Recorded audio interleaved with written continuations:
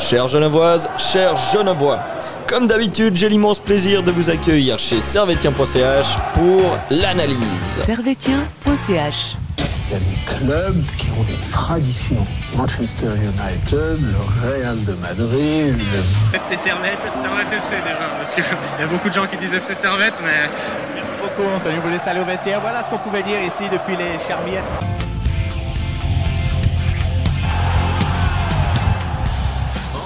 Camarades servétiennes, camarades servétiens, bonjour, bonsoir et bienvenue dans votre podcast de l'analyse.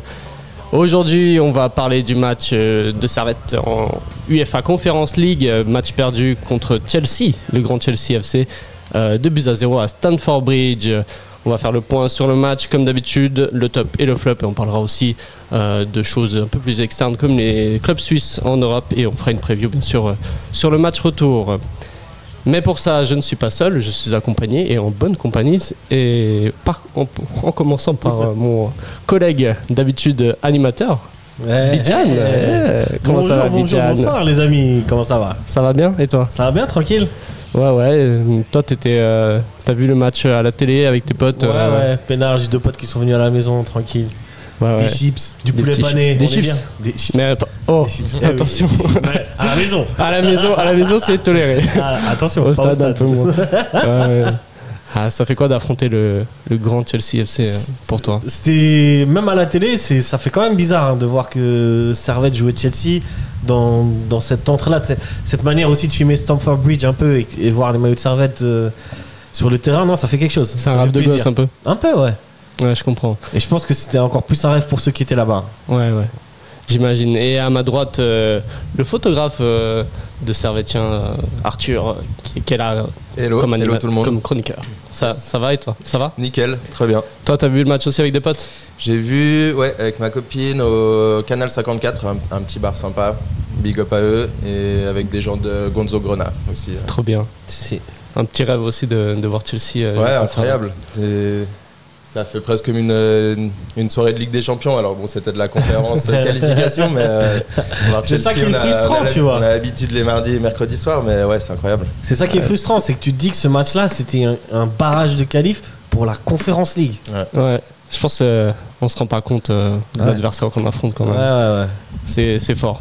Moi je disais à ma copine hier, je disais mais tu comprends pas, là c'est Servette qui joue contre Chelsea. Et j'essayais de trouver des comparatifs pour qu'elle comprenne mieux, parce que en termes de football c'était un peu plus compliqué. Il faut parler en termes shopping. Ouais, voilà, c'est ça. Tu vois, c'est comme si tu mettais une Prada au prix de je sais pas quoi, tu vois. J'ai pas la comparaison exacte. J'ai pas la comparaison non plus, mais voilà, c'est pour dire le niveau de que c'est. Il y a 5 ans, on nous aurait jamais vu jouer contre Chelsea à Stamford Bridge. C'est ça. Toujours se rappeler d'où on vient. Toujours. Bon, du coup, on va se lancer directement sur le vif du sujet. On va parler de la compo de départ que nous a proposé Thomas Eberle face au grand Chelsea. Il nous a mis au but Jérémy Frick, on a l'habitude maintenant. Séverin Rouillet, Tsunemoto Maziko en défense. Ondoa, Doulin, Konya au centre, au milieu centre, à droite Stevanovic, à gauche Kuteza et devant Crivelli. Messieurs. Ouais, un peu équipe type, à part qu'il n'y a pas Antunes, il a choisi de mettre en fait 3 milieux défensifs avec Ondoa, Konya et Doulin. Jouer un tout petit peu plus bas quand tu joues contre une grosse équipe, je pense que c'est un bon choix. Après, ça a manqué un petit peu le Antunes ou un 10 qui amène un peu plus de force offensive, mais c'est un choix pas si mal, je pense, quand même. Toujours cette volonté de densifier un peu le milieu contre les matchs, des grosses équipes, comme contre Braga, il avait choisi à mettre 4 milieux en mettant Konya sur le côté. Mais... Ouais. Contre Braga, c'était un peu trop, le match retour. Ouais. Contre Braga, on s'était retrouvé... avec Magnin en plus. On s'était retrouvé avec quand même seulement 2 joueurs à vocation offensive, sauf si tu considères Konya comme un joueur à vocation offensive. Et là, du coup, il est revenu à quelque chose de, je dirais, peut-être plus équilibré entre la défense et l'attaque. Toujours, comme tu dis, en densifiant le milieu. Et ça, c'est clair que c'est la meilleure solution. C'est la meilleure solution comme ça, quoi. Pour toi? Ouais. Quand tu joues contre une grosse équipe, c'est de densifier le milieu. Ouais. Ok. Et si tu pars du principe que tu vas pas mettre un bus et laisser la balle à l'adversaire et tenter des choses offensivement, c'est la meilleure solution. Et aussi d'avoir choisi Crivelli. Finalement, je n'ai pas été très convaincu, mais avant le match, je me suis dit c'est bien de mettre quelqu'un qui va un peu peser sur la défense. Finalement, il n'a pas fait un très gros match, mais j'aurais fait ce choix-là aussi avant le match, je pense. Crivelli, je préfère quand il est associé à Antunes. Parce que là, il y a il sert de pivot et Antunes peut servir mieux à la réception. C'est là où tu dois choisir. Ouais. Soit tu mets un milieu, soit tu mets Antunes, soit tu enlevais Oudoulin ou Ondua, et tu mettais Antunes, et dans ce cas-là, t'as pensé plus de force offensive, mais avec le risque de peut-être laisser plus d'espace à Chelsea, ouais, et on sait que ça va vite. Donc, non, c'est clair, c'est à voir. Un petit dilemme qu'il a eu. Il a tranché. Il a tranché, voilà. Finalement, la première mi-temps, ils ont été solides, donc on peut dire que c'était un choix qui était OK. Ouais, tout à fait. J'aurais fait comme lui. Hein. Ouais. On va juste venir sur la compo de Chelsea aussi, parce que c'est des joueurs qu'on connaît. Enfin, pas tous, mais. C'est des joueurs qu'on connaît, mais c'est plutôt une équipe B qui l'a sorti. Justement, on va parler de cette équipe. Au but, c'était Jorgensen, la recrue estivale comme gardien. Au centre, Badiachile et Adarabioyo. À gauche, Dizazi. À droite, un inconnu du football helvétique, Renato Veiga. Au milieu, Caicedo, Dewsbury Hall, Pedro Neto. Et devant, Guyu, Mudryk et Nkunku. Une équipe B. Mais quand même, il y a des joueurs qui sont titulaires dans l'effectif de Chelsea. Là. Je prends exemple sur Mudryk et Nkunku et Caicedo. C'est les mecs qui jouent tous les matchs. C'est les deux seuls titulaires, c'est Caicedo et Nkunku. Mudryk, je sais pas si tu le considères comme titulaire. Après, c'est à toi de voir. Après, mais je veux dire, si tu mets 2 ou 3 joueurs titulaires, pour le reste, c'est que des remplaçants. Après, on est d'accord que c'est des remplaçants de qualité. Je veux dire, cette équipe-là, elle peut aller très loin, même dans une Coupe d'Europe. Mais quand même, si tu compares par exemple à la composition du match précédent contre Manchester City, justement, il y a quand même pas mal de changements.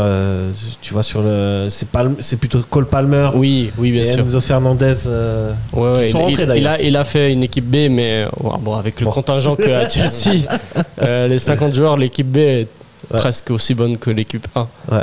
Parce que là, on a la compo contre City. Et contre City, je pense que Caicedo, il est là. Type. Ouais. Nkunku, il est là. Et puis après, c'est vrai qu'il n'y a aucun là qui a joué le match. Ouais, la défense, tout a changé en défense. Palmer sur le côté, et au milieu, tu avais Enzo Fernandez et Laiva contre City. Et puis en attaque aussi, ça a changé, c'était Jackson, le Sénégalais. Ouais, exactement. Toi, Arthur, tu t'en penses quoi de cette compo de Chelsea? Ils ont sous-estimé. Je pense pas qu'ils ont sous-estimé, mais ils pouvaient faire un peu tourner et donner du temps de jeu à d'autres joueurs, et en sachant que ça faisait quand même le taf. Donc je trouve assez normal aussi de faire tourner quand tu as un grand effectif, ça sert à ça aussi. Ouais, c'est clair. Surtout quand tu as les joueurs. 45 joueurs. Mais Disasi, c'est titulaire dans tout le club. Partout. Même partout. Des Mudryk. Mudryk aussi, ouais. Toi, spécialiste ukraine, on prononce Mudryk ou Mudryk? Mudryk, ok. Ouais, sinon ça serait un C. Ok. Merci. C'est un cas, hein. Oui, justement. Ok. Si c'était un C, ça serait Mudryk. Mais là, c'est Mudryk. Ouais, exactement. Donc voilà, les équipes alignées. Et Servette va pas faire pâle figure au début du match. Bon, il y a les occasions claires pour Chelsea à la 2e minute où Guyu il rate un face-à-face. Guyu, il gouille, voilà, il a beaucoup gouillé dans ce match. Mais Servette met le pied sur le ballon quand même. On a un Servette entreprenant à l'image du match aller contre Braga. Est-ce que vous étiez étonné de ce niveau face à Chelsea ou?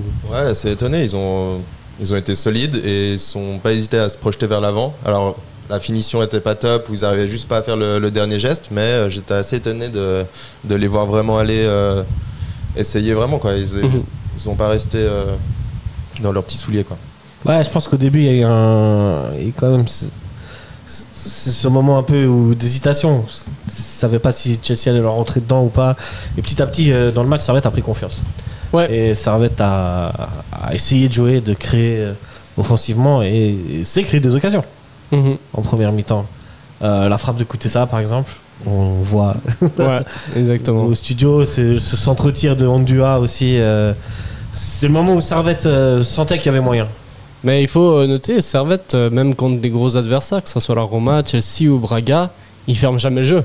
Ils sont jamais l'équipe qui va arriver à 11 derrière, bloquer, tenir le match nul à l'extérieur. Ouais. Ils vont toujours créer quelque chose. Et ça, c'est... Ouais, Et c'est cool. Est-ce que tu peux dire que ça fait partie d'une sorte d'ADN de Servette, ça? C'est un peu l'ADN de Servette, ouais. Ouais, moi j'ai l'impression Et qu'on s'y tient. ils ont toujours été un peu comme ça, ouais. C'est une sorte de culture club et peu importe l'adversaire, on Faut mettra proposer jamais du de jeu, bus. quoi. Ouais. Faut toujours jouer offensif. En tout cas, c'est ce Essayer, qu'ils du montrent, moins. quoi. D'essayer, du moins, ouais. Mais non, c'est clair que même face à Chelsea, Servette n'a pas bloqué le jeu, Non, a joué, a concédé du coup beaucoup d'occasions, mais c'est le jeu. Enfin, c'est justement ça. Et même pas tant que ça, pas d'occasion si dangereuse que ça. En première mi-temps, t'as la frappe de Mudryk, hein. Mhm. T'as cette première occasion que t'as mentionnée au De début Gouillot, de Gouillot. Si on reste sur la première mi-temps, finalement c'est peut-être à peu près tout dans mes souvenirs. Mhm. Oh, Il n'y a pas grand-chose de très dangereux. Chelsea n'a pas fait non plus un super match de leur côté, non? Non, parce que si, je pense que de leur côté, c'est des joueurs qui sont un peu nouveaux, qui n'ont pas trop d'automatisme aussi. Mhm. Ça, il faut le prendre en compte, même si c'est intrinsèquement des joueurs très très forts. Le foot reste un sport collectif et tant que t'as pas d'automatisme ou de schéma préférentiel de jeu, bah forcément tu es un peu moins performant. Non, c'est clair. A contrario de Servette. À contraire de Servette. Qui se connaissent depuis un moment. Là, c'est Ouais. une équipe qui bouge pas. Si on regarde le 11 de Servette, ça fait deux saisons, c'est le même. Ouais. 2 saisons et demie même. Donc ouais, c'est pas mal. Dans cette première mi-temps, il y aura, comme tu dis, la frappe de Mudryk qui passe à quelques centimètres plutôt, du but de... Centimètres. Centimètres, ouais. Du but de Frick. Et ensuite, Rouillet. on a la tête de Rouillet. Et c'est les seules actions qu'il y a dans cette première mi-temps. La tête de Rouillet. Ouais, mais pourtant, on est bonne- sur un match assez équilibré. Je sais pas ce que t'en penses, Arthur. Ouais, mais Il y a tout autant d'actions des deux côtés. J'étais assez étonné qu'on arrive à 0-0 à la mi-temps, mais avec du coup plein de confiance pour la deuxième mi-temps. J'étais fier de cette équipe qu'ils aient été si solides et qui ont vraiment sont créé des occasions. Donc ouais. C'est ça, c'est que Vraiment une finalement, bonne première mi-temps. tu joues les yeux dans les yeux avec ce Chelsea et c'était déjà un bon point à la mi-temps. Est-ce qu'il y avait de l'espoir? Enfin, vous étiez hier devant la télé, vous disiez ouais, 0-0, on peut le tenir. On peut le tenir sur 90 minutes. On peut même marquer, ouais. Moi j'étais assez confiant. Ah ouais, Je me même suis marquer, dit, prendre l'avantage. Ouais, franchement, c'est pas passé loin plusieurs fois et je me suis dit finalement ils sont pas si dangereux. Est-ce que c'est nous qui jouons très bien ou c'est eux qui sont un petit peu moyens? Mais je trouve qu'il y avait la place. Ouais. La première mi-temps te laisse avec pas mal d'espoir quand même. Mhm. Tu te dis finalement ça va. On n'est pas en train de prendre une valise, on les tient, on les regarde dans les yeux. Au final, pourquoi pas? Un fait de jeu pourrait te permettre de marquer un but. Mhm. Finalement, le fait de jeu. Il arrivera dans l'autre sens. On va parler d'abord à la mi-temps, 0-0. Vous êtes Eberly. Cette fameuse phrase. Vous dites quoi à vos joueurs, quoi? Il reste 45 minutes à jouer à Stamford Bridge. Il y a 0-0. Continuer comme ça, rester solide, concentré. Ouais. Après, peut-être niveau des changements, je trouve que Crivelli, on l'a pas beaucoup vu, donc essayer de changer, soit de rajouter Antunes pour épauler Crivelli. Vu la physionomie du match, on peut se dire, on peut essayer d'aller un tout petit peu plus offensivement. Ok. Donc on n'est pas en train de couler, donc on peut tenter. Et ouais, juste changer des petits trucs offensifs, mais sinon. Ok, donc consolider l'attaque plutôt que la défense dans ce cas-là. Plutôt. Ok. Ouais, j'aurais pas fait ça. Ouais, j'aurais plutôt fait l'inverse aussi. Non, moi j'aurais gardé pareil. Je dis, c'est bien Pareil, les gars, rien dans continuez. le Ouais, j'aurais rien changé. Faut savoir que J'entends la performance de Crivelli qui est peut-être un peu en dessous, qui pèse un peu moins. Bon, en face, il a quand même des Golgoth. Hein. Et, mais quand même, ça tenait. Et on se créait des occasions. Et le changement, je l'aurais fait, c'est sûr, mais peut-être un peu plus tard. Oui, parce que 45 minutes, c'est peut-être un peu trop. Non, bien sûr. Je pense que c'est un des premiers changements qu'il disait pas. Peut-être à la mi-temps même. Pas forcément changer à la mi-temps, mais dans le sens, voilà, on va continuer comme ça. Mais changer à la mi-temps. Ouais, ok. Mais garder le même rendement. D'esprit, ouais. Alors, de l'autre côté, je pense que Chelsea, ils se disent au vestiaire, bon, faut le mettre le but, hein. Et donc ils vont entamer la mi-temps faut encore accélérer. plus fort. Je pense qu'ils se disent qu'il faut accélérer. Quand Ouais. même. Faut pas se Ça, prendre au ils- piège. Ouais, c'est pas aussi facile qu'on pensait. Il faut quand même qu'on Qu'on y, on passe à qu'on y deuxième, aille, quoi. quoi. Et c'est ce qu'ils ont fait. Bah oui. Donc 46e, 47-8. 47e, première action de la deuxième mi-temps. Chelsea s'emmène bien le ballon. On a une récupération de balle de c'est qui? C'est C'est Gaïa, Neto, non? Ah, Neto peut-être. Ah non, c'est Gouillou. C'est Gouillou qui remet Gaïa, à, Gouillou. qui remet à Modric. Modric. Non. Modric, ouais. À Modric Nkunku. qui met en profondeur à Nkunku et Nkunku qui. En fait, là, justement, avis partagé, parce qu'on a parlé en off, Frick, qui selon moi sort mal, mais enfin interprété. Moi, je pense qu'il peut pas. C'est surtout le Nkunku qui joue bien le coup du penalty parce qu'il pousse le ballon juste avant. Sinon, il était dans le bon timing pour moi, Frick. Il aurait dû tenter de toucher le ballon pour qu'il n'y ait pas faute, mais le Nkunku joue bien le coup et puis pousse juste ce qu'il faut le ballon, laisse ses pieds dans le corps de Frick et puis t'es obligé de siffler parce que c'est la règle, mais c'est un peu contre le jeu, je trouve. C'est pas. Mais oui, après, comme tu disais, il aurait pu sortir différemment, mais. Ouais, toi, t'es d'accord, Bedjan? Je suis pas tout à fait d'accord. Je pense que là, tu mentionnes que la touchette de Nkunku, elle met le doute dans la tête de Frick, ça c'est clair.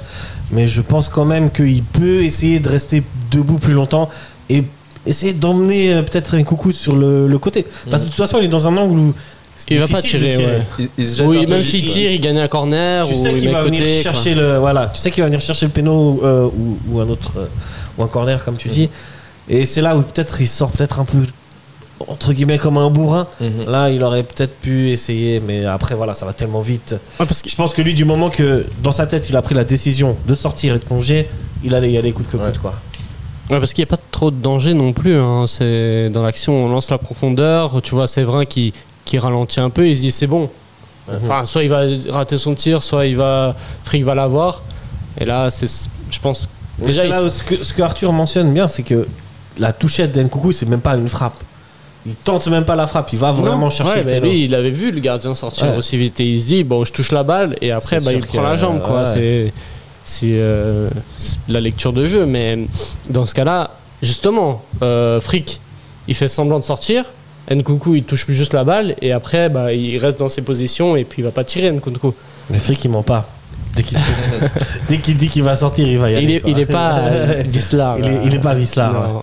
Ouais, non, Il c'est est un clair. petit peu, mais pas sur ce genre de situation-là, tu vois. Mais il a l'habitude de sortir quand même pas mal sur le ballon comme ça. Hein. Ouais, mais souvent il réussit bien les sorties là, sauf que t'as peut-être un attaquant un peu plus roublard que, Ouais, que dans le des championnat joueurs de Super suisse. League, quoi. Ouais. Et, voilà, ça fait penalty. Ouais.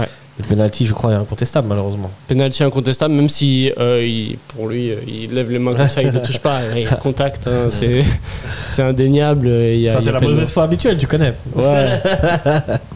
Bon, il lève bien les mains quand même, mais bon, c'est péno.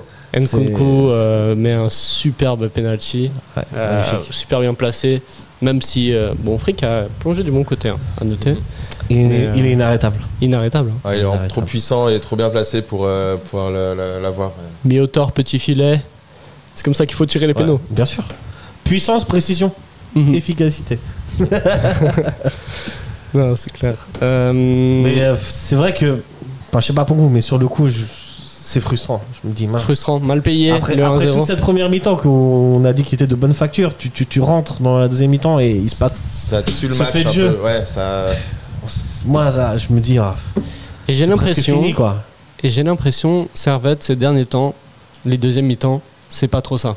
Mm. C'est souvent une très bonne première mi-temps C'est pas faux. contre Braga, contre Bâle, contre Ouais. Lugano. Et là, deuxième mi-temps, Ouais. c'est. Même contre Lucerne aussi, c'était comme Ouais, ça. Alors, on a ouais, gagné le match, mais la C'est deuxième vrai. mi-temps, c'était Même les matchs qu'on a gagnés, ouais. c'était pas ouf. Ouais. Yverdon, on se prend le rouge, donc Ouais. petite justification, mais quand même, c'est.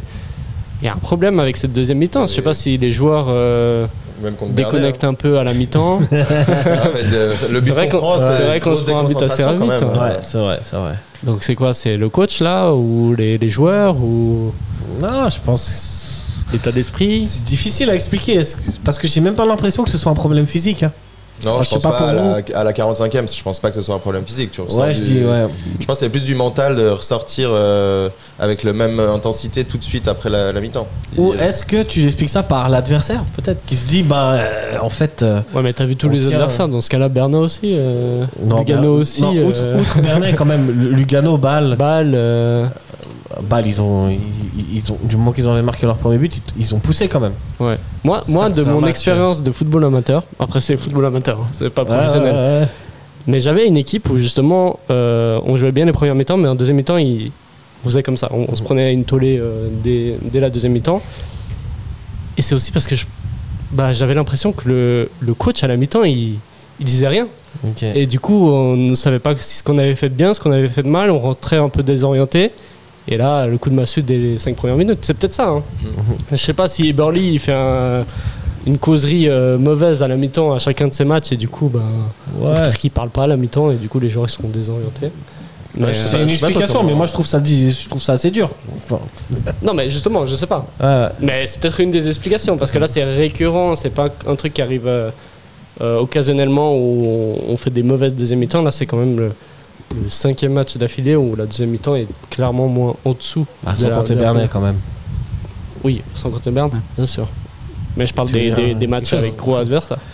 Parce que on parle des deuxièmes mi-temps, mais au final, cette deuxième mi-temps-là, t'as juste un errement de 20 minutes. Et en fait, après, après le football, c'est ça, c'est savoir gérer tes temps faibles. Gérer tes temps forts, gérer tes temps faibles. Ouais. Et dans les deux cas, on n'y arrive pas. On n'arrive pas à gérer nos temps forts puisqu'on marque pas. Et on n'arrive pas à gérer nos temps faibles parce qu'on encaisse des buts dans ces moments-là. C'est ce qu'on avait dit d'ailleurs à l'analyse contre Lucerne. Possible. C'est que, étonnamment, on gérait bien nos temps forts parce qu'on marquait sur les occasions qu'on avait. Ça, c'était au début de la saison. C'était au début, ça. C'était le 3 premiers matchs. Mais nos temps faibles, on encaissait aussi. Ouais. Il y avait toujours un temps faible dans le match, que ce soit contre IB, contre Lucerne, et on encaissait. De toute façon, tu auras toujours des temps faibles dans les matchs. Et ils étaient toujours au même endroit. À moins d'être Manchester City, tu vois. Maintenant, il faut juste savoir les gérer et rester en place. Peut-être perdre du temps à ce moment-là, reposer un peu, faire tourner. C'est ça. Faire tourner la balle quand tu sais que t'es pas bien, juste reprendre confiance en se faisant des petits passes. Ouais. Peut-être, hein, ça c'est clair. Je sais pas comment l'expliquer. Je sais pas si t'as des explications, toi. Non, c'est dur à dire, mais c'est vrai que ce serait intéressant de savoir comment Eberly est dans les vestiaires. Si c'est quelqu'un qui est motivant ou qu'est-ce qu'il dit. Est-ce qu'il est plus dans la réflexion ou plus dans l'émotion? Ça serait intéressant de savoir. C'est dur à dire. On n'a pas encore beaucoup côtoyé, mais. C'est ça. Non, c'était une hypothèse. Hein. Non, t'as raison. Dites-nous en commentaire si vous avez des idées, des hypothèses, des expériences en football. Si vous aussi vous aviez un coach qui. Moi, je pense que si on prend le cas de ce match-là. Je pense que c'est quand même Chelsea qui pendant 20 minutes a haussé le ton. Oui. Plus vraiment que Servette s'est effondré. Et finalement, c'est pas une si mauvaise deuxième mi-temps que ça comparé au dernier match. Tu vois? Parce que des occasions, on en aura encore plus tard, on le verra. Et des très grosses. Hein. Ouais. Donc, mais il a fallu se prendre 1 ou 2coups de massue pour vraiment se réveiller, quoi. Bon, d'ailleurs, on y vient, mais bon. Après le péno, il y a une énorme occasion, même pas une minute après. Je crois que c'est sur le coup d'envoi, hein, même pas. Une remise sur Frick de la part de Stevanovic et Frick qui fait une boulette qui dégage mal, qui dégage sur Gouillou. Et Gouillou, seul face au gardien. Ça, incompréhensible. Ça, c'est le miracle. Hein. Incompréhensible de pourquoi il tire croisé, pourquoi il allume pas juste les buts. Je comprends pas. Et Frick fait un double arrêt. Tant mieux pour nous. Hein. Tant mieux pour nous parce que là, on aurait vraiment coulé. Je pense qu'on aurait pris plus que 2 si on s'est encaissé 2 buts en 2 minutes.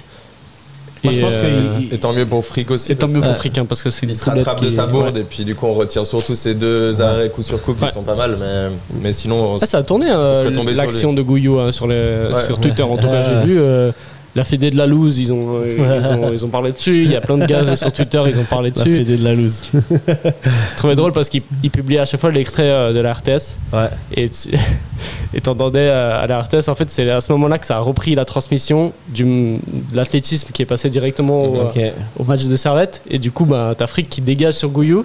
Ouais. Et t'as le commentateur qui dit alors, on accueille les nouveaux spectateurs, téléspectateurs de la RTS. Et après, il parle de l'action, mais genre complètement déconnecté un peu. C'était assez drôle. Moi, juste pour revenir sur cette action, je vois au moment de la prise de balle l'hésitation de Frick. Je sais pas si tu la vois en scred. Quand il prend la balle, il est pas serein parce que je pense déjà il a en tête le penalty. Parce que, mais Frick, balle au pied, pour moi, il est pas serein. Il est loin de ses buts, donc de toute façon, t'es pas serein en tant que gardien. Et il est pressé. Et la pression de Gouillou arrive fort. Il aurait dû juste la balancer tout de suite au lieu de faire le contrôle, le crochet. Ouais. Bon, ça nous offre des arrêts quand même assez spectaculaires au final. Oui. Là, on rigole bien, mais je vous jure qu'à ce moment-là, quand je le vois partir, là, je me dis c'est foutu. Ça y est, on va prendre la valise et. Ouais, on a de la chance. Hein. Et non. Mais oui. Bah, dans son malheur, il a de la chance. Mais balle au pied, Frick, c'est pas trop ça. Enfin, ça n'a jamais été trop ça d'ailleurs. Mais même mal, quand c'est mal au but, c'est pas beaucoup mieux. J'ai peur quand les deux gardiens ont le ballon au pied. Ouais. Et ça, c'est quand même un manque dans le football actuel. Ouais, le foot moderne, c'est beaucoup des gardiens qui jouent au pied, quoi. Même si tu regardes en championnat suisse, on a quand même des bons gardiens au pied. Et là, ouais, c'est un peu des lacunes, quoi. Oui. Même si c'est vrai que Frick, il a quand même progressé.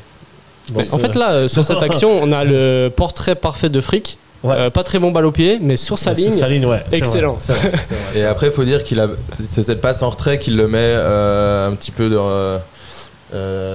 en difficulté. Et il faut pas oublier que c'est cette passe en retrait, je crois, de Stevanovic, avec le ballon qui arrive très lentement. Et puis, c'est pas facile non plus. C'est pas que à cause de son jeu au pied, c'est aussi cette situation-là qui est pas très cool pour lui. Ouais, bien sûr. Bah, dans ce cas-là, il dégage du pied droit, quoi, s'il a pas le temps. C'est vrai qu'il vient lentement. Kick là, bam. Ouais. Il est peut-être trop. Ouais, je sais pas. Ouais. Heureusement, on s'encaisse pas dessus. Tant mieux. Tant mieux. Et puis après, on a l'action du but directement. Ouais. Il y a quelques changements entre temps. Il y a Crivelli qui sort à la place de Guimeno. Ouais. Je crois qu'Antunes rentre aussi au même moment. Oui. Pour Steva. Pour Steva. Et je crois juste avant le but, il y a encore 2 changements. Ouais, Magnin pour Kuteza et Folmos pour Doulin. Voilà, donc là, j'ai bien aimé le fait qu'il fasse rentrer Von Mos à Seto, 69e, c'était 67e je crois, en live. Le but, il arrive à laquelle minute, le deuxième 70e déjà 75e, 76e. Ah ouais, 75e, ouais. Donc on a, à ce moment-là, on joue, il tente quand même de revenir dans le match à seulement 1-0. Il fait plusieurs changements. Comme on a noté, Crivelli pas dans son match, du coup Guimeno à la place, qui apportait quand même plus de danger devant que son remplaçant, C'est un style de jeu différent de nouveau, tu vois. Ouais. Antunes aussi qui apportait du jeu, du volume dans le milieu. Toutes les entrées ont fait beaucoup de bien, je trouve. Ouais. Magnin de l'envie et Von Mos aussi de l'envie. Von Mos aussi. Ouattara intéressant. Ouais. Finesse technique, Von Mos, des bonnes passes aussi. J'ai bien aimé. Et 75e, du coup, Madueke qui est aussi rentré de côté de Chelsea, qui a lancé du côté de Enzo Fernandez, ouais. Qui lui aussi est rentré. Ouais. Alors, les entrants de Chelsea, les deux entrants, ils marquent, ils sont décisifs. C'est simple, Chelsea, ils font rentrer que des titulaires. Cole Palmer. Cole Palmer, ouais, exactement. Enzo Fernandez. Enfin, c'est. Mais ouais, en 2 passes, ils ont traversé tout le terrain. C'est une action hyper verticale. Et Mazikou qui faisait un bon match jusqu'à ce moment-là, en 10 qui secondes, se fait dépasser. Après, il joue bien. Mazikou, il revient bien. Et il l'excentre un peu. Et puis, difficile de l'incriminer. Le positionnement de Frick. Ouais, pour moi, je suis désolé de tomber dessus, mais je pense que Frick, il a pas droit d'encaisser un but dans cet angle-là. Aucun gardien ne peut encaisser un but dans cet angle-là. Il faut. Je sais pas si. Il s'attend à qu'il la croise peut-être. Sûrement. Je pense que c'est ça. À tout et là il la met tellement fort qu'il a pas le temps de réagir en fait. Ouais, je pense que c'est un peu. Ouais, c'est ça. Donc dans son positionnement, il peut pas non plus combler le côté droit là où il y a la frappe. parce que sinon peut-être il va trop ouvrir pour qu'il frappe croisé. C'est peut-être possible, mais peut-être il est aussi par terre trop vite, Frick. Il est un peu debout. trop plié. Il attend la frappe à terre, je pense. Et puis pourtant, Mazikou, il bouge bien l'angle de la frappe croisée. Hein. Il revient bien. Non, il y a, je sais pas, il y a 20 cm où la mettre et il la met exactement là. Ouais. Là, c'est les détails avec la puissance. Grandes équipes, quoi. Ouais, voilà. Et puis Servette va se réveiller à partir de ce moment-là. Avec plusieurs occasions et surtout une défense un peu fébrile de la part de Chelsea qui perd beaucoup de ballons derrière, et on a une première occasion de Guimeno à la 81e qui récupère un mauvais ballon de Malo Gusto qui jamais dans l'axe qui la met dans l'axe, mais Jorgensen était bien sur ses appuis. Et puis plus tard on a aussi une action de Ouattara qui rentre à la 86e et qui met un ballon qui est tout juste dévié mais qui finit sur la barre. Est-ce que cette envie offensive est arrivée un peu trop tard dans le match? Est-ce qu'on aurait voulu l'avoir avant? Oui, après est-ce que c'est Chelsea qui commençait à gérer le match, qui a laissé un poil plus d'espace aussi? C'est dur à dire si c'est vraiment Servette qui a mis un coup d'accélérateur ou s'ils ont juste eu un peu plus ils étaient un peu moins étouffés, quoi. Là je trouvais qu'ils frappaient beaucoup plus alors qu'avant le deuxième but on tergiversait trop devant. On avait Konya, il avait le ballon, il cherchait la passe juste, alors que des fois il fallait juste tirer de loin. Peut-être que des fois ils sont pas assez bien placés pour mettre une frappe dangereuse. Où tu dis, c'est comme t'as joué au foot, tu vois. Des fois t'es là, tu sais pas trop quoi faire, tu mets une frappe et tu sais qu'elle va pas finir dans le but. À moins qu'il y ait une déviation. Mais des fois il faut frapper, des fois il faut pas vouloir rentrer dans le but avec le ballon. Bien sûr, et je suis le premier à reprocher à Servette de pas assez tenter, assez frapper. Et là, pour le coup, non, ils l'ont fait. Parce qu'il manque quoi? Il manque un joueur qui joue pour lui et qui veut juste mettre des buts. Ah, ça, on y revient. On connaît, hein. Ah oui. Et quand on avait Bédia, le Bédia, il voulait faire ses stats. Du coup, il frappait dès qu'il pouvait. Ouais, mais je pense que c'est même pas une question de stats ou de jouer pour lui. C'est quand même un côté un peu égocentrique de vouloir. Mais parce que c'est les attaquants. C'est une caractéristique d'un attaquant. Oui. Et là, on a malheureusement des attaquants qui sont un peu trop altruistes. Un pivot, un faux neuf. On n'a pas de ce que tu pourrais appeler à l'époque des renards de surface, mais ça n'existe plus. Mais des mecs qui sont vraiment dédiés qu'au but. Qui sont obsédés par le but. Dès qu'ils ont le ballon, un petit angle de frappe, ils frappent. Un Bédia, un Nsame, un attaquant pur, un finisseur. On n'en a pas. On a beau le ratauter chaque semaine, on voit quelles sont les conséquences. C'est peut-être Ben Yangba, on sait pas. On en a parlé, mais et justement dans cette caractéristique-là, au final, notre meilleur finisseur, je crois malgré tout, ça reste Guimeno. Dans la caractéristique. Ouais, malheureusement. Voilà. Mais tu l'as vu hier. Quand même, il a cet instinct, ce truc de se retourner, frapper, savoir où est le but sans forcément regarder. Tu vois, il a ce truc-là quand même. Ouais, je vois. Et par exemple, il tire en pivot, quoi. Voilà, bien sûr. Ce que Crivelli ne fait pas forcément non plus. Crivelli peut l'avoir, mais il le fait pas parce qu'il est utilisé dans un autre registre. Plutôt en termes de pivot. Et du coup, il se retrouve très rarement dans ce genre de situation-là face au but. Tu partages cet avis Ouais, je suis assez d'accord. Après, il y a peut-être d'autres joueurs comme Ouattara ou Folmos qui peuvent peut-être avoir même s'ils sont un peu plus sur les côtés, mais peuvent avoir peut-être ses qualités. On verra si Ouattara, avec la confiance, de plus en plus de temps de jeu, est-ce qu'il pourra avoir ces qualités-là? C'est vrai. C'est vrai, c'est possible. Il est assez percutant, Ouattara. Et même Folmos, on l'a pas vu beaucoup tirer. En vrai, je pourrais pas te dire. Je sais pas. À Saint-Gall, je sais pas si vous l'avez vu beaucoup jouer. Mais peut-être qu'il a cet instinct-là. Ouais, peut-être. Non, j'ai pas trop vu. À noter que pour ceux qui nous écoutent, que Bédia est parti à Hull City. C'est vrai. On a vu l'offre hier d'ailleurs. C'est un prêt, non? C'est un prêt, parce qu'il jouait pas avec l'Union Berlin. Ouais. Bien fallu, hein. Et Nsame, qu'on a mentionné aussi, et joue au Legia Varsovie en Pologne. Donc au final, c'est des joueurs qui étaient libres cet été, mais Servette n'a pas voulu. Parce que je sais pas. Voilà ce qui s'est passé. voilà. On va finir sur le match. Il y a eu deux occasions quand même avant la fin du match. Une grosse occasion sur un corner à la 90e. J'ai fait beaucoup parler. Celle-là, hein. C'est Konya qui le tire ce corner? Non, il est sorti. C'est Von Moos alors. Ouais, je pense que c'est Von Moos. Très bien tiré, dévié de Rouillet. Et là, Guimeno à 5, même pas 3 mètres du but, qu'il envoie complètement au-dessus. Ouais, le ballon, je pense qu'il rebondit juste avant, il le prend, il n'arrive pas à la rentrer dedans avec. En fait, il est. Je sais pas si ça lui arrive sur le mollet ou quoi. Autant. C'est des excuses que je trouverais à des joueurs qui sont pas buteurs. Alors, il doit la mettre. Mais pas voilà. pour l'excuser. Je t'expliquais la situation de l'action, mais il doit la mettre. Ouais, t'as failli dire une excuse mode Bijan qui protège Stevanovic. Non, mais le ballon, il est compliqué. Tout de suite. Non, mais pour revenir à Guimeno aussi.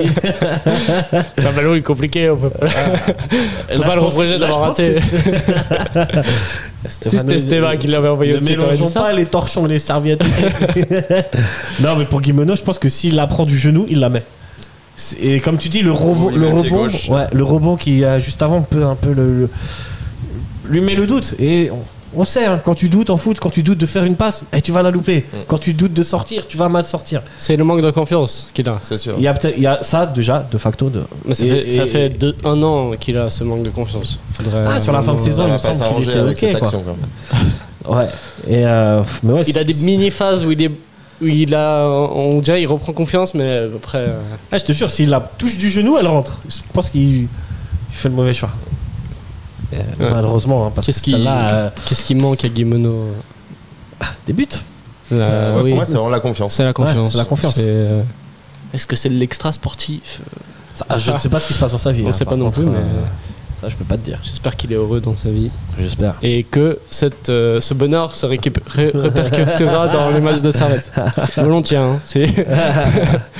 Mais on voit l'action juste après, il joue bien le coup, il se retourne. Non, ouais, à la 96e. C'est un joli geste en vrai. 96e, un peu trop centré, mais. Dernière action du match. C'est ça que je te dis, c'est qu'il a cet instinct du buteur. Maniaque. Il l'a. Et ça doit être un des seuls de l'effectif. Excuse-moi. Non, t'inquiète, je disais juste l'action parce qu'il l'a mentionné. Ouais. Et c'était la dernière action sur le centre de Magnin. Après, on peut se dire oui, mais il aurait pu la laisser pour je crois pas. Antunes. Comme avant, on aurait pu dire oui, quand il frappe, il aurait pu la mettre à Van Moos.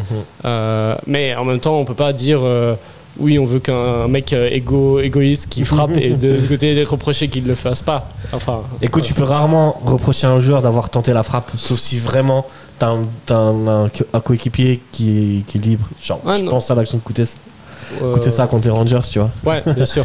C'est les seuls cas où tu peux reprocher à un joueur de tirer, sinon tu peux pas. Non, je comprends. Et puis ça amenait du danger. Ça amenait du danger. Peut-être la frappe est un peu trop centrée. Mais après, difficile, hein. Enfin, on a tous ce ballon, nous, je sais pas si on fait mieux parce qu'il la prend de dos, il se retourne en moins d'une seconde et il la met là comme il peut.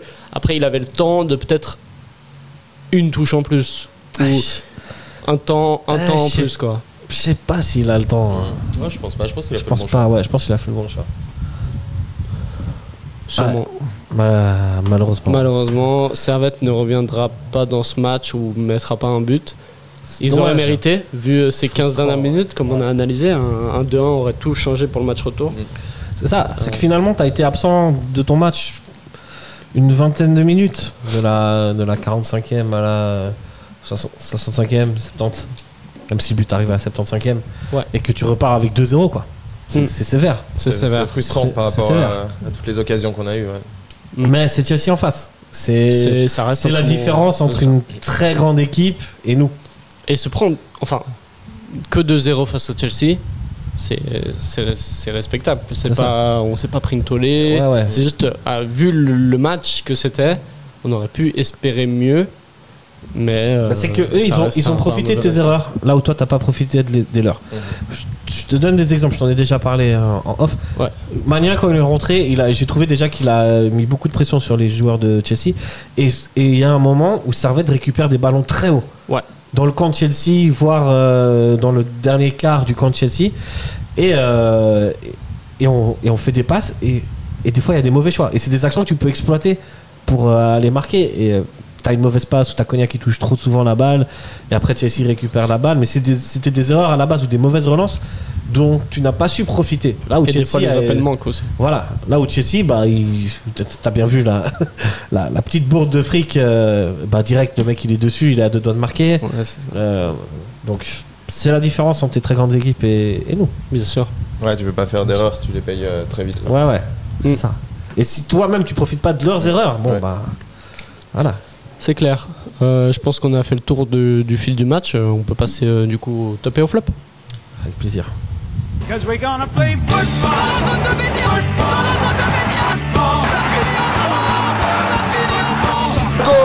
Goal pour le Servette FC. C'est comme quand on ramasse les cerises, on a un œil sur la cerise et puis un œil sur le panier. Voilà, il faut toujours plutôt regarder en haut. Merci Monsieur Geiger, professeur Geiger. Gros bisous à Monsieur Geiger. Et la nostalgie des buts de Bédia aussi dans ce jingle. Pourquoi tu nous fais mal comme ça avec ce jingle? C'est le jingle qui fait mal. Ça fait longtemps d'ailleurs qu'on n'a pas entendu un goal de Servette. Bernet on a marqué 7, mais... Ouais, mais c'est pas pareil. Ça fait c'est pas pareil de marquer en coupe dans le championnat en Coupe d'Europe. C'est vrai que ça fait longtemps qu'on n'a pas marqué. Ça fait depuis Yverdon. Lugano. Lugano c'était 3-1. Ouais. Écoutez ça. Et à domicile? Bah Yverdon à domicile. Purée. Ouais, on n'a pas marqué contre Braga, on n'a pas. Ouais, voilà, c'est ça. Et c'était le contre 5 ans de Sautier? Ouais. Sautier est dernier buteur à la Praille actuellement. Non, attends, Sautier c'est le premier but. Après il y a d'autres buts de Servette. Non, c'était pas le troisième? Ouais, je crois pas. Le premier but, je pense, c'est un but de Servette. On va regarder. Ouais, le premier c'est Kouteza. Ah, c'est Kouteza, ouais. Et après c'est peut-être Sautier à ce moment-là. Okay, ouais. Bon, c'est le même match, ça va. Voilà, donc on va parler des tops et des flops. Je pense qu'on peut commencer par nos tops. On peut rester sur un rythme assez positif. Pour vous, c'est qui le top de ce match à Servette? Ouais, j'ai bien aimé les rentrées des remplaçants. Le coaching. Ouais, le coaching, mais on peut quand même mettre en lumière, je pense, Magnin et Ouattara. J'ai trouvé vraiment des bonnes entrées, même si Ouattara, c'était pas pendant très longtemps, mais le peu qu'il a joué, il était bien présent. Magnin, très bonne entrée. Magnin, super. Franchement, si on peut en dire deux mots, je trouve qu'il a été vraiment... Déjà, on sait qu'il a un abattage dans le jeu, il court partout. Meilleur au milieu que sur l'aile, en tout cas. Au milieu, pour moi aussi, meilleur au milieu que sur l'aile. Et là, tu l'as vu, vraiment, il a comme un enragé, chercher les ballons. Il en a récupéré beaucoup et il impulse quelque chose aussi à l'équipe quand il est là, je trouve. Donc, ouais, gros big up à lui. Tous les entrants, donc, que ce soit Guimeno qui a apporté du danger malgré ce qu'il rate. Bien sûr. Ouattara, du coup, on avait dit. Van Moos aussi. Peut-être Antunes, un peu moins percutant. Moins percutant que d'habitude, mais voilà, finalement, on a trouvé d'autres solutions. Avec Van Moos, par exemple, qui a été très bon. Des bons changements d'Eberle. Ouais. Bon, parce que ce qu'on lui a reproché ces dernières semaines, mais au final. Aussi, c'est très dépendant de la performance des joueurs, tu vois. Si Eberle fait rentrer des mecs qui sont pas bons, c'est de la faute d'Eberle aussi. Mais des fois, on reprochait qu'il fasse des changements trop tard. Là, il a fait des changements dans le bon temps. Ça, c'est vrai. 62e, 67e. Les derniers changements sont juste après le but. Le deuxième, c'est, je crois, à la 78e. Ouais. Donc, Ouattara, il me semble. Ouattara, voilà. Moi, je préfère qu'un coach fasse fasse tous ces changements jusqu'à la 78e, qu'il attende la 88e pour changer quelque chose. Je trouve pas forcément pertinent de faire rentrer un joueur à la 88e. Après, ça dépend. Si t'es mené au score et que tu te dis, vas-y, on envoie encore une force offensive. Ouais, mais est-ce que ça change quelque chose de le faire rentrer avant ou... Tu sais pas. Ça, c'est des histoires de match, tu peux pas savoir. Un mec qui rentre à la 88e minute, qui te met la tête à la 92e minute, t'es content d'avoir fait rentrer, tu vois. Oui, mais t'aurais pu le faire rentrer avant, tu vois. Ouais, est-ce qu'il t'aurait mis la tête s'il était rentré avant? Je sais pas, tu vois. Difficile à dire. Ouais, aussi la volonté de pas forcément faire sortir tes cadres trop tôt. Aussi. Ouais, parce que ça fonctionnait bien, mine de rien, tu vois. Donc, t'as toujours le risque de déséquilibrer l'équipe, en fait. Ouais, si donc d'un coup ça change un peu le système et que ça convient pas. Mais bon, là en tout cas il a fait les bons choix. Ouais, non, là c'est. Ouais, t'as raison. Toi, t'as Moi j'ai un top, c'est Honduras. Honduras, ouais. Incroyable. J'ai trouvé. Ouais. Dans les grands matchs. Les grands matchs, il est là, le général. Il met le costard, quoi. Ouais. Il a été bon défensivement, j'ai trouvé toujours bien gratter les ballons. Offensivement aussi, c'est ok. Ouais, je trouve ça. Il a fait un match de patron. Ouais, vraiment gros match. Ouais. Pour moi, quand il a un rôle purement défensif, il est beaucoup mieux que quand il doit s'impliquer dans la relance. Parce qu'il a un peu plus du mal à faire, parce que c'est pas forcément son point fort. Et du coup, quand il a dans un double pivot avec Doulin Avec et Doulin, quand ouais. il a Konya devant, il n'a pas besoin de se concentrer sur la construction du jeu, un peu moins. Et du coup, il est meilleur. Ah ouais, Et moins crevé à la fin du match. Je suis d'accord, je suis d'accord. Même si je le trouve aussi pas mauvais non plus dans la construction. Ah, des fois, sur des contre-attaques, il n'a pas Ouais, forcément le peut-être bon qu'il a pas ballon, les mauvais choix, il fait les mauvais choix ouais. ou parce que un c'est peu pas trop court, un peu trop long. mais c'est ok en règle générale. Mais là vraiment, comme tu et je suis d'accord avec toi, défensivement là c'est taille patron. Ouais, bien sûr, toujours. Dans les Toujours. grands matchs comme ça, Ouais. contre la Roma, il avait été taille patron. Ouais. Match contre Braga, et pour moi, il était excellent aussi. Voilà, c'est un. Ouais, c'est pour le moi, général, quoi. Ouais, el général, c'est mon top. Je comprends, t'es d'accord avec. Tout à fait d'accord. Ok, ouais, bah. Après, je sais pas si tu veux mettre des. Toi, t'as un top ou tu veux mettre des joueurs en avant? Moi, j'ai bien aimé notre charnière centrale qui a fait un bon match. Pour moi, Rouillet et Séverin ont été très bons. Ouais. Il n'y a pas eu de. Il y a des. Franchement, il y a 2-3 petites mauvaises passes, tu vois. Ouais, bien Mais sûr. dans le fond, c'est quand même solide. Hein. Ouais. Et Rouillet aussi, toujours taille patron. Rouillet Dans taille les patron, grands matchs, il est des très interventions fort. corner de et- fou. Hein. Ouais. Que ça soit devant, derrière. c'est- À un moment donné, je sais plus, il fait un tacle de fou, mais si il ouvre son Oui. tacle, Chelsea il passe et Ouais. ils ont une action, on C'est va juste. mettre. Donc ouais. Non, c'est vraiment un grand joueur. Enfin, c'est vraiment un grand joueur. Ouais. Et avec Séverin, c'est un très bon binôme. Ouais. Et du coup, même dans ce match, bon, les buts ne sont pas venus de leur part. Hein, c'était, Ouais. Donc voilà, à souligner leur performance défensive. Ouais. Si on tient un match aussi longtemps, c'est grâce à eux aussi. Ouais. Et un petit big up aussi à Mazikou. Oui, Mazikou, c'est très bon. Je trouve que il est vraiment bien cette saison. Ouais. Il s'est adapté un peu à Servette ou ce qu'on lui demande de faire et là il est vraiment Ouais, top. et, Hein. et il attaque un peu plus. indéboulonnable, hein.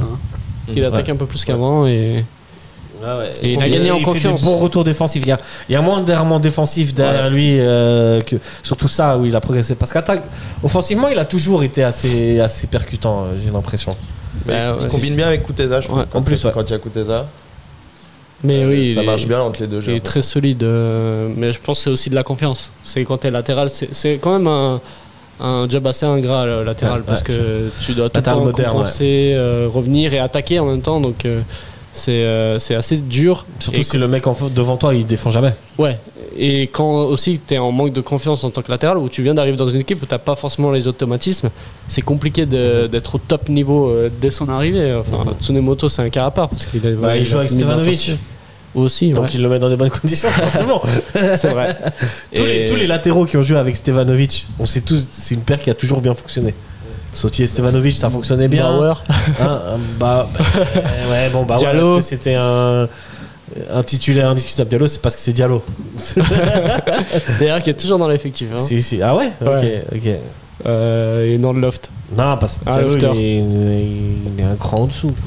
Je crois En termes de talent. Pas de Donc- talent, mais de. Je crois que quand tu es toujours dans l'effectif, tu dois. Il s'entraîne avec les pros?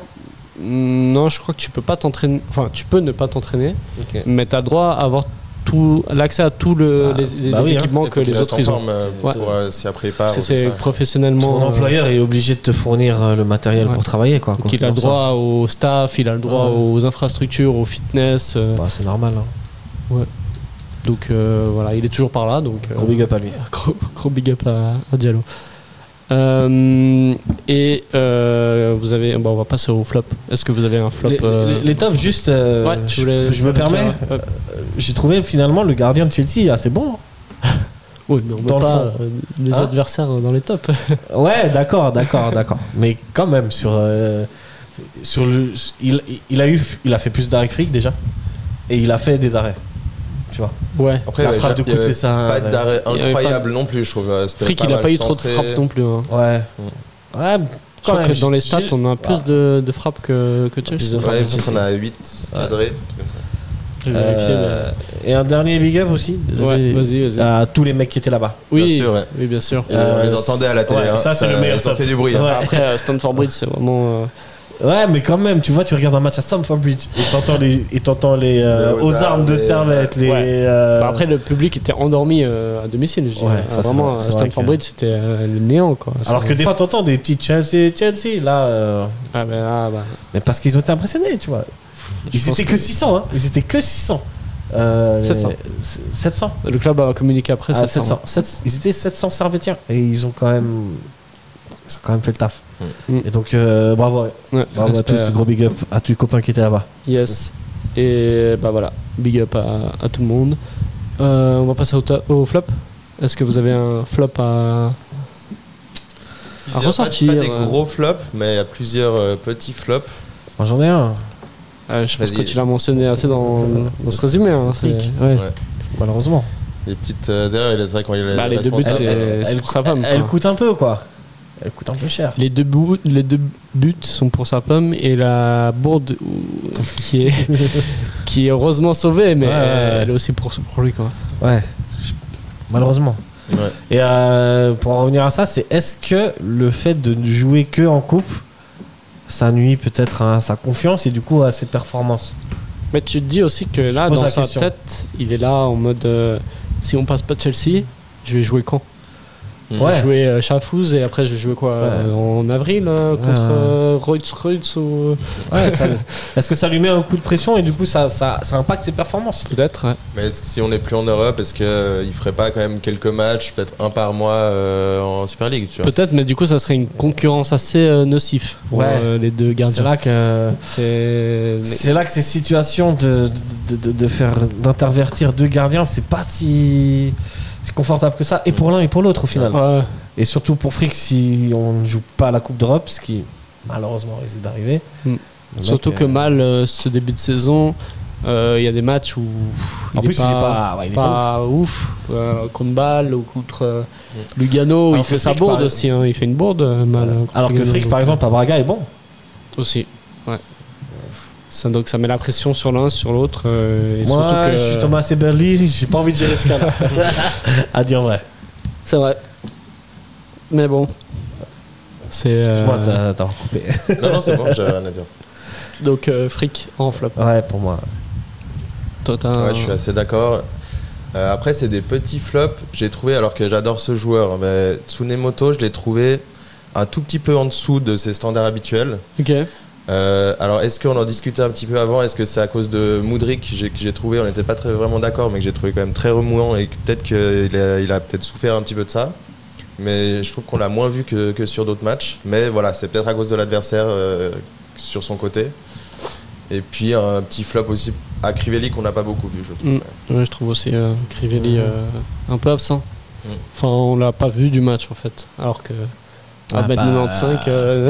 Là, il avait fort à faire. Il a pas fait le cactus. Les défenseurs en face de lui, c'était des beaux bébés. Ils ont su le canaliser. Ouais. Donc, pour revenir à Tsunemoto, il sort quand même d'un match assez catastrophique contre Bâle. Il s'est repris un peu contre Braga, mais difficilement. Ouais, je pense que c'est aussi dû à l'adversaire. Modric, des fois, il est passé, il va à une vitesse, ce mec-là. Je l'ai vu tracer Doulin durant le match. On n'était pas d'accord. Moi, j'ai trouvé qu'il n'a pas été très très dangereux en première mi-temps. Il a loupé pas mal de trucs. Autant en deuxième mi-temps, il a quand même fait du mal. Ouais, c'est moi qui disais, je suis pas forcément d'accord.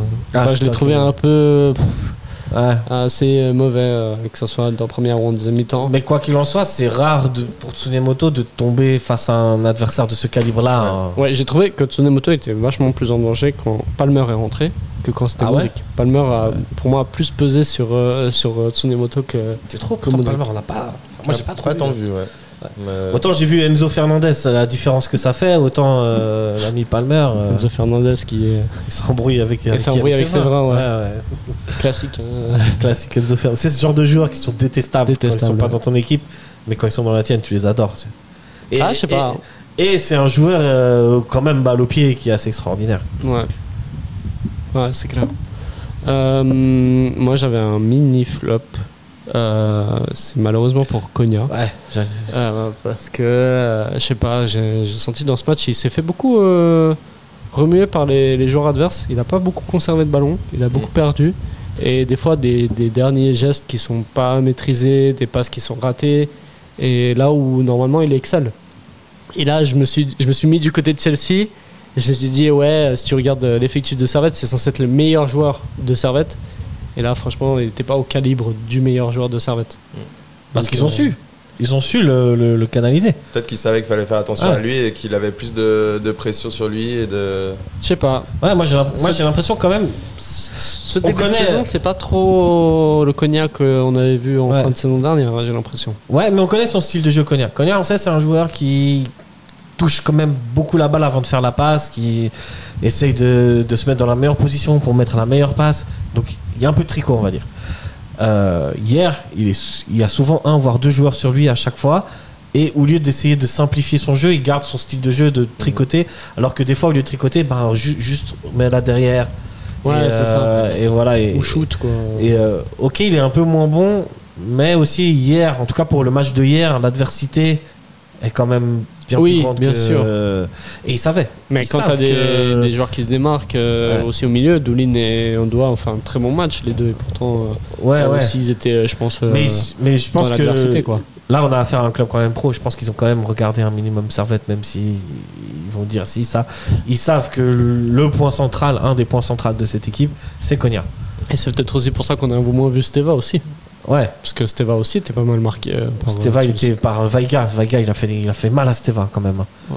Mine de rien, il était tout le temps sur ses côtes. Même si Après, Vaiga Steva, il était a un quand peu même, en deçà dans l'équipe, j'ai trouvé que. Vaiga. Ouais. Ah, mais son travail défensif sur Steva, il est quand même impressionnant. Il le canalise beaucoup. Ah, il le connaissait. Aussi. Bon, ça. C'est un peu plus facile. Ça aide. Et oui, et mine de rien, bon, Steva, il y a quand même ses 2-3 centres, il y a quand même. Quand même, c'est pas.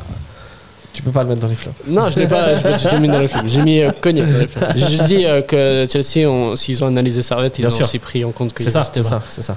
Cognac. Steva qui est pas non plus hyper percutant, on est d'accord, hein, mais. C'est clair. Bon voilà, je pense qu'on a fini sur nos tops et au flop. On va parler aussi des matchs européens qu'il y a eu. Enfin, il y a eu d'autres clubs suisses engagés. Et c'est bien de le mentionner aussi. Lugano qui a joué... Non, on va prendre dans l'ordre. Young Boys qui a joué mercredi contre Galatasaray. Sacré match, hein. Et qui a gagné 3-2. Ouais. Dans un match renversant où... Franchement, pour ceux qui aiment le foot un peu foot en folie, c'était un sacré j'ai match. vu les highlights, c'était quelque chose. Beaucoup d'actions. Montero qui met les 2 premiers buts. Il y a Van Balmos qui se blesse. Ouais, exact. Keller qui rentre. Exact. Keller qui fait pas mal d'arrêts entre temps. Mais après, ils se prennent 2 buts. Le but de Batshuayi. Ah, Ouais, Batshuayi qui. Peut-être sur la. Je sais pas si t'as vu le deuxième but de Batshuayi. Le corner là ou non, la tête, frappe. Je me souviens plus trop. Mais... Deuxième, si tu veux, en fait, Ah il oui, est à oui, l'entrée de la il est- surface de il tire, réparation et met une petite frappe directe. Ouais. Bon, après, Si on est un peu méchant, Keller, peut-être il peut la sortir, tu vois, mais compliqué. voilà. Hein. Compliqué. Ouais. Compliqué. Et puis un Puis un penalty penalty. à la fin. D'ailleurs, qui pour moi. Y a. Pour moi, il n'y a pas. Ah ouais. Pour moi, il n'y a pas parce qu'il y a. Enfin, si c'est les nouvelles règles de l'UEFA, il n'y a pas. Parce que ça touche à une partie du corps avant de toucher le Mais bras. je crois que ça n'existe plus. Hein. Ça a encore changé. Ah ouais? Je crois. Hein. Bah, de toute façon, on est perdu avec ces règles. On sait plus, On sait sait comment plus. siffler, ouais. Mais moi, je pars du principe juste que, en fait, si le défenseur de Galatasaray ne touche pas la balle de la main, la balle finit dans le but. Ouais. Mais il y avait Donc- cette règle si ça touchait d'abord une partie du corps. Bien sûr, je et me souviens de ça, mais ensuite, il me semble que ça n'est plus d'actualité. Ok. Il faut qu'on Bon, demande à nos arbitres spécialistes. On en a, hein. on en a 2. Dans l'équipe. Si on peut juste nous éclairer un peu là-dessus, parce que Ou si je t'avoue vous, que si moi, vous je suis- savez, écrivez-nous. moi, je suis complètement Putain. perdu maintenant avec les mains. Ouais, moi aussi. Ça En même temps, on change tout le sifflait temps. tout quand ça touchait les mains. Maintenant, dès Après, que il y ça avait le touche truc une de la partie, manche. Voilà, maintenant, si on recommence à essayer d'interpréter des trucs, on est perdu. Maintenant, à bout portant, ça compte plus, ou je sais plus Je sais quoi. pas, Donc, bref. Qu'est-ce que t'en penses, Arthur? Ouais, bah, c'est comme cette main, cette fameuse main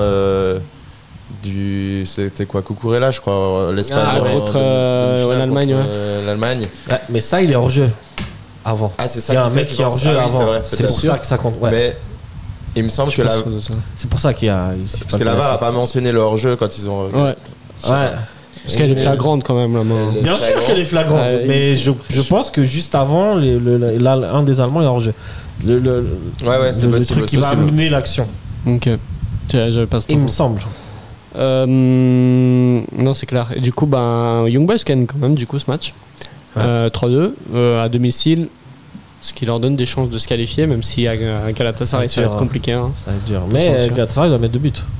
Ouais. Ou un pour aller en prolongue. Ou un pour aller en prolongue et tirer au but. Non, bah, je pense qu'ils se mettent dans de bonnes conditions pour tenter le truc. Ouais. En tout cas, ça ferait plaisir de voir Young Boys en Ligue des Champions. Ouais. Maintenant, il y je a vais poser moyen. une question un peu perfide. Est-ce que faudrait pas mieux Young Boys en Europa League à qui aurait la possibilité de gagner plus de matchs et donc de rapporter plus de points au coefficient suisse. Je sais pas s'ils Que d'aller en Challenge League et d'en perdre, En Challenge League. 8. Non, je veux dire en Challenge League. En Champions League. Et de perdre 6 matchs sur 8. Tu vois, après, ça dépend de l'adversaire, hein, ça dépend du tirage. S'ils ont des bons tirages en pot 3 et en pot 4. Tu sais que pot 1 et pot 2, normalement, les 4 matchs, c'est gâté. Hein. Je sais pas. Après, ils peuvent, s'ils arrivent à être 3ème, ils seront en Europa League aussi au tour d'après. Non, comme ça. Maintenant, c'est le format Ligue là. Ouais, ça a changé. Le grand groupe. Mais s'ils finissent dans les 24 premiers, ils peuvent jouer. Le barrage pour être en 8ème, ouais. Ce qui est pas mal. Ouais, non, c'est clair. Non, pour moi, ils devraient quand même viser la Ligue des Champions. C'est pour le prestige et pour l'image. Et puis l'argent, ça rapporte plus quand même de faire une phase de Ligue. Je sais pas si t'as vu les chiffres. Mais c'est beaucoup plus rentable de jouer la Ligue des Champions. Mais bon, pour être en Ligue des Champions, il faut que tu aies un bon coefficient de ton pays. Tu vois. Oui. Et nous, on n'a pas un très très bon. On va pas se mentir. Ouais.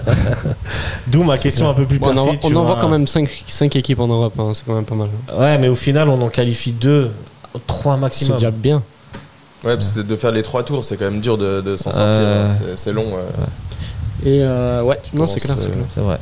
Et du coup, Lugano, eux, ont fait hier soir 3-3 contre Beşiktaş.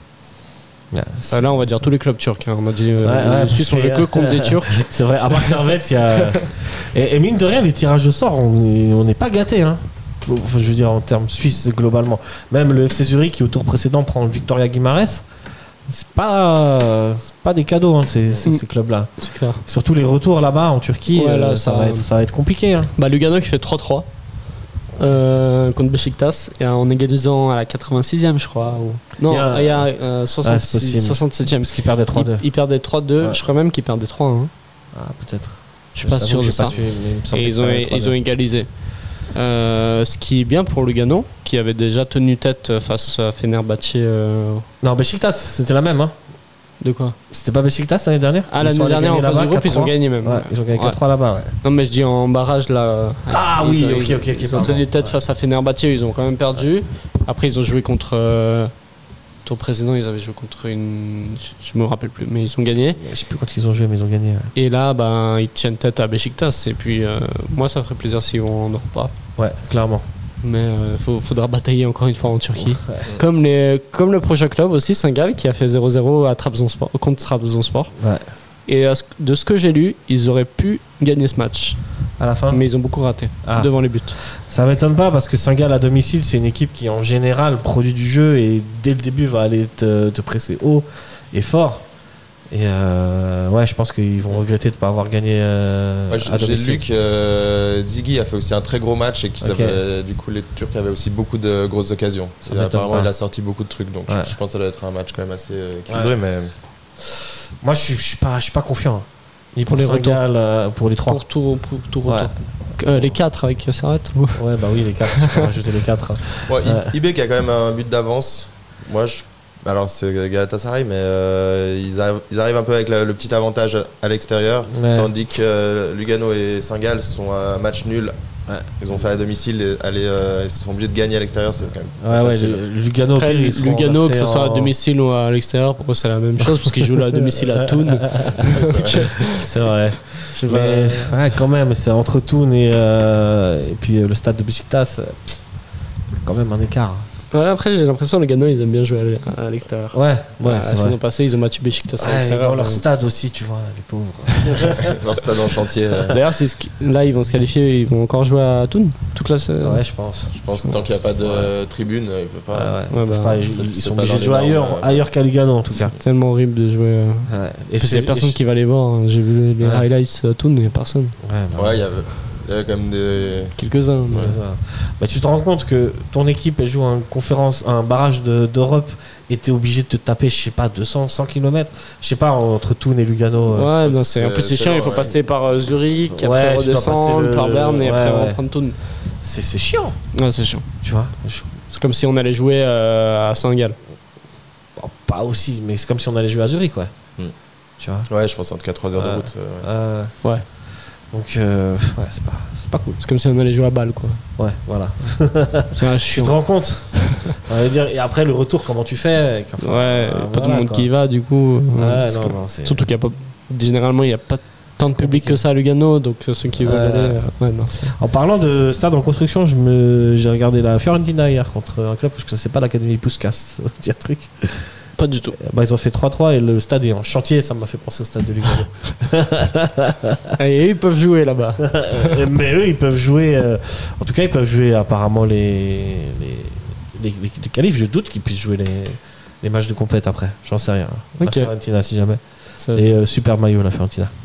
Et ils ont Moïse Je le glisse Keane au maintenant. passage. La Fiorentina, Ouais, en plus. il a marqué un but Il a d'ailleurs. marqué. Bon, pour être honnête avec toi, moi j'ai vu que les buts des Hongrois. Parce qu'ils gagnaient 2-0. Ensuite, la Fiorentina est revenue à 2-2, puis a mis 3-2. Et en fait, ils ont mis 3-3. Et bah, ils ont tenu tête. Hein. Voilà, ouais. Ah ouais, là, je vois à Puskás Academia. Voilà. Pas mal. Voilà tout. Ok. Bah, je pense qu'on a fait le point sur les équipements suisses. Bon, en tout cas, aucune n'est mal partie pour la qualif. Enfin, ils peuvent tous avoir de l'espoir. Sauf Servette. Sauf Servette. Mais là, justement, merci pour la perche parce que c'est le sujet. La preview contre Chelsea. On est là. On va faire une petite preview parce que bah, tu peux annoncer. Hein. Bah oui, figurez-vous, messieurs, dames, qu'on va faire un live dimanche à 20h. Où on va faire la preview de ce match et ce serait bien que vous participiez, vous. Vous écrivez, on sera en live sur YouTube et sur Twitch. Ça, c'est l'occasion d'échanger une fois avec vous. Bien sûr. On aimerait faire ça un peu plus souvent cette saison, mais Ouais. déjà, on va commencer avec ce match-là, la preview. Et bien sûr, on pourra aborder plein d'autres sujets. En votre compagnie, en tout votre cas. compagnie. Donc, N'hésitez notez pas. le rendez-vous dimanche à 20h. Dites dans vos agendas, dites à vos potes s'ils veulent partager des Bien trucs et sûr. tout. Dites à vos grands-mères, elles peuvent lâcher des smileys avec plaisir. Tu vois, y a pas de souci. Ah, parce Ouais, que c'est ça super ferait bien plaisir. d'interagir avec vous en commentaire, mais des fois en live Ouais. aussi, comme ça, vous pouvez donner votre avis, vous faites écouter aussi votre avis. Ce c'est sera sympa. mieux et on pourra aborder tous les sujets que vous voulez Ouais. avec plaisir. Avec plaisir, voilà. Donc notez bien le rendez-vous dimanche 20h Si. pour la preview contre Chelsea. Mais on va faire quand même une mini preview Ouais. aujourd'hui. Enfin, la question c'est est-ce qu'il y a encore de l'espoir pour Servette pour le retour? Ouais, l'espoir n'est jamais mort. Tu peux toujours dire qu'il y a des faits de jeu avec un petit but au début, un carton rouge, mais je serais déjà content si on fait un beau match nul et ce serait déjà pas mal, quoi, je pense. Ouais, je suis du même avis. S'il y a un but qui tombe en première mi-temps, l'espoir va grandir. Ouais. Là, on va peut-être y croire et on va passer un bon moment, même si au final il n'y a pas la qualif. Et il a dit un truc, Arthur, ils nous ont rendu fiers quand même. Moi, je trouve qu'ils n'ont pas été ridicules et que sur toute cette séance de. Ça, sur les sur 2 cette, années. sur les 2 années, et cette année particulièrement, qui c'était vachement dur. Braga plus Chelsea, Ouais, franchement. on a pas eu de chance au tirage. Je pense que tu peux pas faire pire. Donc, C'est clair. donc quand même, je voulais faire un big up et tu sais, on commence à être connu en Europe. Ouais, Tu non, vois, c'est pas mal. Chelsea, Le stade sera plein. ils se jeudi moquaient de nous prochain. parce qu'on est un petit club, machin truc. Ils ont vu qu'en fait, tiens, on les regarde les yeux dans les yeux, même s'ils sont meilleurs quand Vous même. avez tu vu Jonathan Tunic sur Ouais, Twitter? Il a Il régalé. a fait un compte parodique Servette anglais. Et en fait, depuis la semaine Servette passée. FC England. Voilà. Depuis la semaine passée, il fait que des tweets trolls en mode Ok. ah, en fait, tu vois, il y a les highlights du match contre Burnley. Et il dit c'est notre terrain à domicile. Et il y a des mecs de Chelsea, ils pensent vraiment qu'ils vont jouer dans un champ de patates, le stade municipal de Burnley. Avec les vaches à côté. Avec les vaches et tout. Trop bien. Que Eberly est dans la liste des 23 joueurs au cas où pour dépanner, que Ouais, j'avoue. c'est Crivelli magique. a un magasin de cactus en ville. Ah, il m'a régalé. Ça, c'était très drôle. Si, allez faire un tour sur son. Joe Tunic. Il n'y a pas de Joe Tunic, j'ai croisé Ouais, aussi. je pense que récemment. là, il se fait incendier par tous les fans de Chelsea qui sont là. Ah bah alors, Ah, bah il a voulu jouer, maintenant, Ah. faut accepter les conséquences. non, c'est clair. Mais en tout cas, il a fait une très belle perf. Je le mets en top. Voilà, donc tout ça pour dire que. je sais Et toi, plus ce qu'est-ce que je tu voulais dire. penses, Chelsea? Il y a de l'espoir, il n'y a pas d'espoir. Ah, il y a toujours de l'espoir. On va pas se mentir, on est L'espoir, supporters. tant qu'il y a la vie, il y a l'espoir. C'est ça, si on marque assez vite, on peut faire chavirer le stade. Déjà, il y aura un stade plein. Ouais, ça c'est Là, cool. j'ai vu les places, en plus, ils ont libéré encore plus de places. Ouais. Et là, vraiment, la tribune sud, elle est presque collée au secteur visiteur. Ouais. C'est Là, c'est une rangée de contre la Roma, sécurité. un peu, ouais. Ouais, une Ouais. toute petite rangée, alors que même contre la Roma, il y avait une plus grande rangée qu'on a vue. Donc, le stade sera vraiment plein. Là, il faudra donner de la voix. Hein. Il faudra Il n'y a aller pas à fond. d'excuses. Il faudra faire Franchement, il n'y a pas un d'excuses. chaudron. Je sais pas, faudra leur faire peur. Ils sont là, il faut les faire douter, tu vois. C'est la récompense. Moi, je trouve que c'est la récompense de tout le travail Et c'est effectué. potentiellement par un Servette. dernier match avant la saison prochaine, ou mais si on ne joue pas l'Europe l'année prochaine, peut-être avant 2 ans. C'est juste dommage, comme je l'ai dit, que ce soit un barrage de conférence, quoi. Ouais, bah voilà, c'est ça. Vraiment. Mais donc, il faudra tout donner. Il faudra tout donner. L'espoir existe toujours, donc j'y crois. Mais ça va être compliqué. C'est beau ça. Ça va être compliqué. Mais on sait jamais, le foot est. On sait jamais. Un carton rouge, machin. Un penalty. Une main. Une tête de Steve Roulet. Une petite gastro qui arrive dans les rangs de Chelsea. Voilà. Bon, après, ils ont le contingent, hein, donc tu t'en enlèves 20, ils en ont encore 30. Hein. C'est vrai. Non, à part ça, j'ai une petite dernière question. En vrai, ils sont obligés d'inscrire un nombre limité de joueurs. Ils en ont inscrit 22. Ils en ont inscrit 22. Ouais. Donc voilà, tu peux aller en empoisonner quelques-uns. Mais je pense que pour motif de blessure ou des trucs comme ça, ils peuvent changer. Mais pas tous, mais genre 1 ou 2 joueurs peut-être. Ok. Ouais. Je suis pas sûr. Hein, mais Ok. il y a moyen. Il y a moyen que quand même tu puisses pas arriver à que 12 joueurs parce que t'en as 10, Ouais, non, ils ont attrapé une gastro quoi. Ah, ouais, écoute, moi je pense que l'UEFA, les connaissant et leur rigidité, on gâte les gars, ils ont de la gastro, pas de bol, hein. Mais les 12 qui sont dispo. Peut-être. Enfin Mais, bref. Voilà, enfin bref. C'est tout ce qu'on avait à dire comme preview. En tout cas, on va pas s'attarder plus. On s'attardera à ça dimanche 21h, les amis. Voilà, c'est ça. 20h. Donc 20h. 20h, pardon. C'est plus le rendez-vous. 20h. Mais, on Dimanche va se 20h. laisser quand même par une petite session prono. Comme ça. Pronostic. Pronostic. Bidjan, quel est ton prono face à Chelsea? Putain, j'avoue que je me suis pas posé la question, mais je pense qu'on va quand même perdre 1-0. 1-0. Ouais, on a du mal à marquer.